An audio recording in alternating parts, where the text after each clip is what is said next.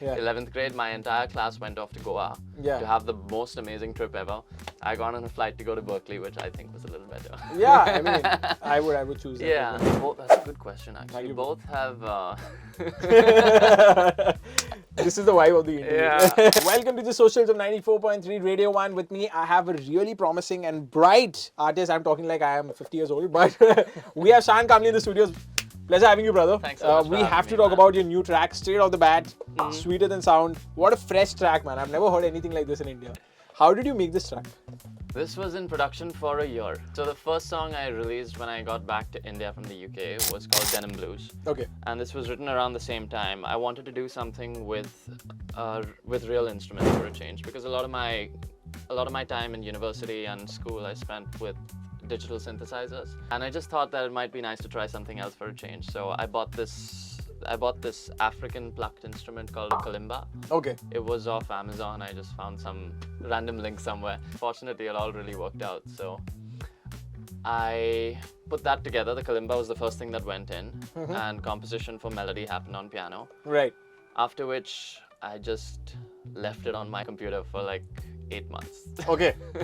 That's crazy, man. Yeah. That's crazy. So, how different was the track when you first came up with it to the finished product now? What was the difference I between think in that both the 1 tracks? year, I had quite a few pickups on my production quality. I started understanding the way different instruments can interact better, but the soul of the song stayed the same. Okay. So if I had taken Sweeter Than Sound, the finished product, and shown it to myself when I just got back from London, when I wrote the song, I think it would be exactly what I was trying to do at that point. Wow. There was just a bit of a skill gap at the time, so. Right.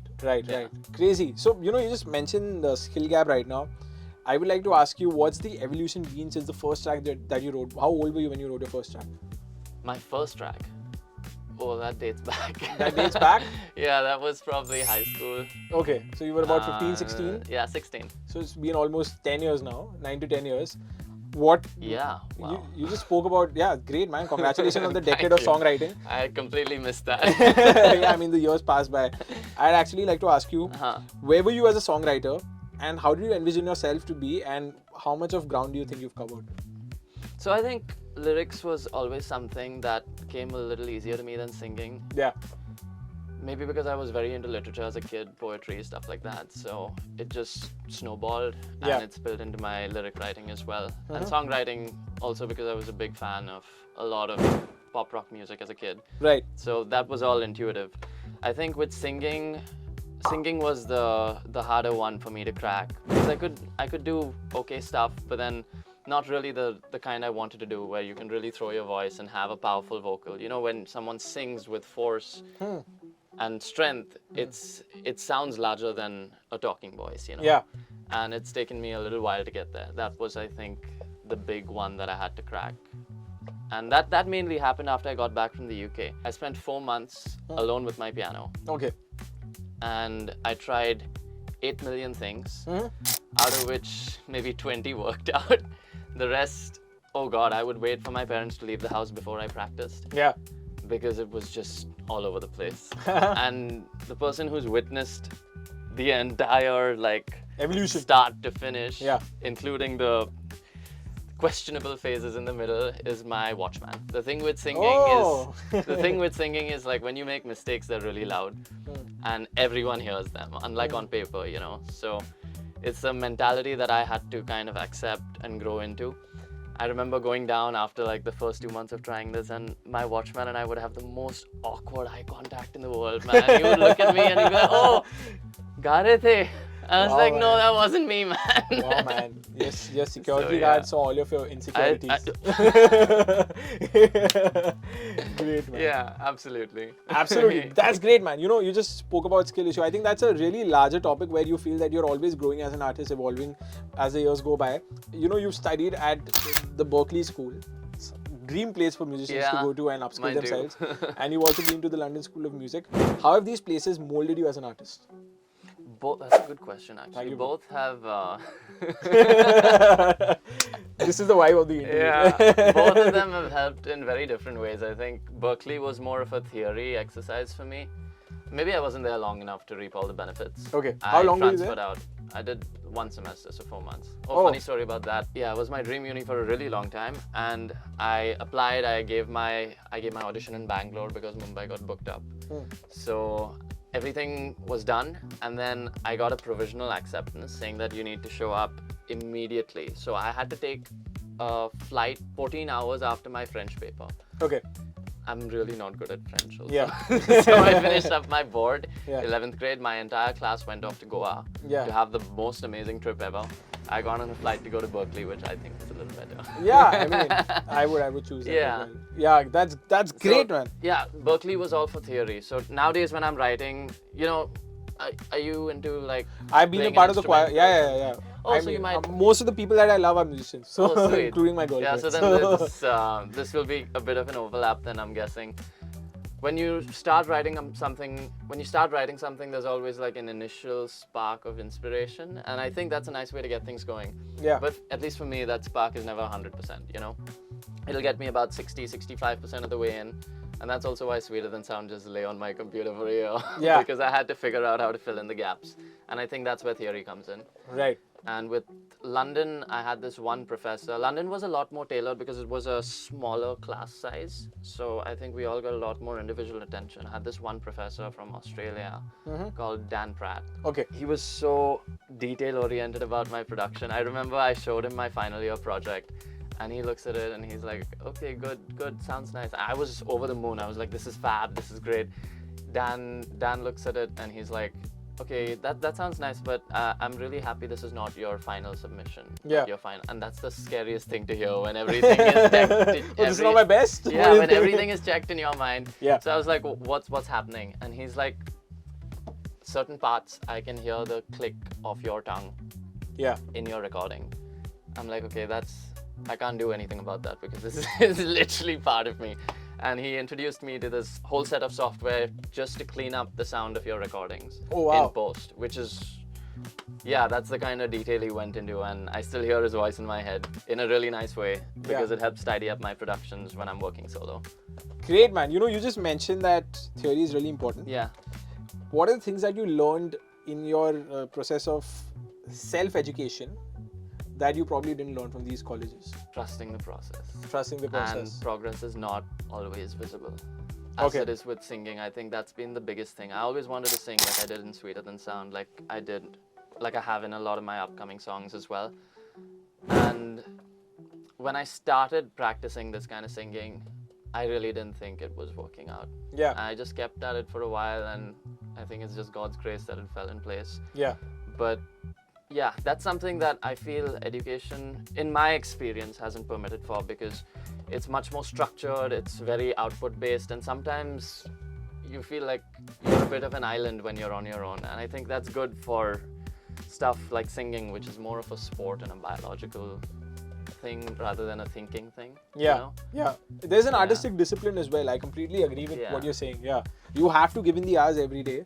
You have to upskill yourself. You have to do Yeah. drills. And And there you have will to- be good days and bad days. Yeah. Exactly. But one thing, and a really inspiring thing I've learned, is that nothing's really out of reach. Okay. From a singing point of view especially. You know, people Yeah. keep thinking you've got voice types, you've got this, you've got that. But really, spend enough time with technique, don't judge yourself when you're making mistakes, and possibilities are really endless. It's always an uphill climb. I mean, even me, I've managed to do it in the studio now. I still got a way to go before I'm consistent enough to take the stuff live. Right. But I think that's also what's so inspiring for me as an artist, because there's always something exciting to work towards. Yeah. Because I see value in it, you know. Yeah. And it's such a personal journey that pays off. Wonderful, man. You're so articulate. Thank Crazy, you. man. I think that reflects in your songwriting as well. Oh man, that's Wonderful. Wonderful, man. You know, I like to ask you, for the people watching, you know, not everyone gets to go to a Berklee or, London School of Music. Do you think theory is something that you really need in your songwriting journey? There are examples of people who've learned themselves as well. Would you recommend it to the people, or do you think that without all the theory that you've learned, you would be maybe 5 years later on the same path? I think my music would have sounded pretty different. Okay. I think a lot of people might not see the use in studying theory this deeply, like secondary dominance and tritone substitutions and all of that. It's basically different ways to structure your harmonic progressions. Right. And I was really I was really inspired by Maroon 5's 2007 album, which is a lesser known one of theirs. But the harmonics in that song was fab. The guitar was doing something that you can't really do on a traditional major scale. Yeah. And I never understood it. I'd listen to it and I'd be like, yeah, that sounds awesome. But when it came to playing it, I was like, I don't know where to start, you know? Yeah. And that's just stayed with me for the last 9 years. And in Berklee, I took those classes. Oh, there's a fun story about Berklee theory as well. Okay, So I studied a bit of theory in high school. Jamnabai offered it as a subject in IB, which was really cool. Yeah. And that gave me a little bit of a footing in theory before I was at Berklee.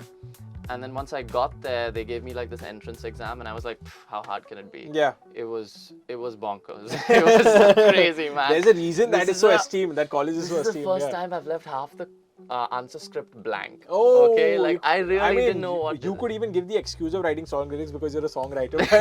You yet chose not to do that. Shows your integrity. Crazy. No, it was so specific. It was like write down a shuffle groove in music notation, and I was like, okay, I don't know where to start with drum notation. Yeah. And all of that was put in place. I gave my paper in. I was like, okay, this is the end. I'm gonna be placed in like basics. They put me in the first level of advanced, which was fab. And I showed up saying, okay, but I was like at the tail end. So the first thing this professor did was he went to the board, he drew a circle and he put a line through it and he was like, what's that? In my mind, I was like, that's a Horcrux. That's definitely something from Harry Potter. Yeah. So I was like, it's unlikely he drew was that. Was Berklee like Hogwarts for you? It was as out of this world for sure. So I put my hands down. Everyone else in class like volunteered and they were like, I know what that is. Yeah. And I was just like, how? Are they speaking a language I don't understand? And apparently that symbol was half diminished chord. Yeah. So yeah, that was a rough sem. Crazy. Well, you know, London was calling you, but crazy, man, crazy. You know, I'd like to ask you. You've of course been mentored by the maestro, the music maestro, the Mozart of Madras, Mr. AR Rahman. How was that experience for you, and what is it that you learned from him that you like to share with other people?